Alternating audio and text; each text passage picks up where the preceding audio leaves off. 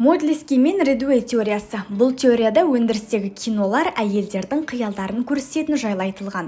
Олар кейіпкерлер мен өз қиялдарын сәйкестендіруден әйелдер демалады деген тұжырым жасаған. Екі автордың ойынша олардың қиялдары әсіресе романтикалық романдар мен сериалдардың күнделікті өмірдегі шындықтардан уақытша қашу құралы екен. Біріншіден, сериалдағы қолжетімді нәрселер олар үшін қолжетімсіз болуы мүмкін.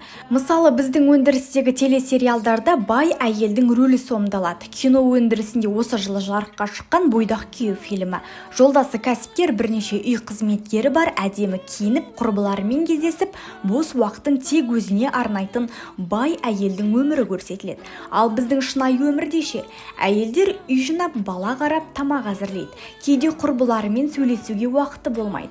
Бірақ Модлески мен Редуэй бұлар тек әйелдерге бағытталмағанын айтады. Ең алдымен әйел кейіпкерлердің кино өндірісінде екі түрін көрсетеді.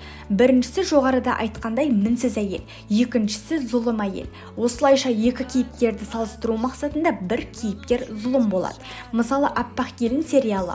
Енесі ылғи ауыл келіндерін жұмсап, дастархан жасатып, олардың жұмыстарын бақылап отырады.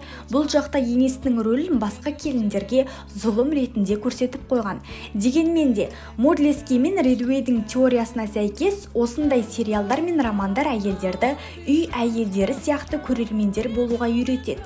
Бірақ әйелдер сериалдар арқылы ерлермен қарым-қатынас туралы патриархалды қоғамның мүдделері жайлы біле алады. Алайда, Модлески мен Джератидің сериалдарына талдау жасау кезінде аудиторияны зерттемей, бұл медиа мәтіндер әйелдерді идеалды оқырман болуға дайындай ма, жоқ па, соны дәлелдейді.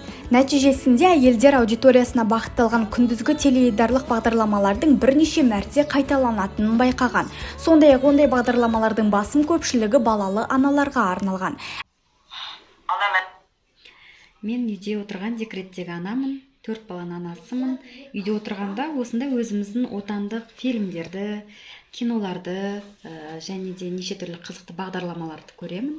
Маған өте ұнайды. Үй жинап жүргенде де сол бағдарламаларды қосылайық дегендей, ақиқат деген сияқты бағдарламаларды көріп отырамын. Әйелдерді көрермен ретінде зерттеуге негізделген Модлески теориясы айқын артықшылыққа ие. Өйткені ол дифференцияланбаған әйелдердің болжамды аудиториясын ғана емес, әйелдердің әр түрлі түрлерін ажыратуға мүмкіндік береді. Екіншіден, Редуэйдің роман оқу романы шынымен де еркін оқу тәжірибесін талдауға аудиторияны зерттеуді қамтиды.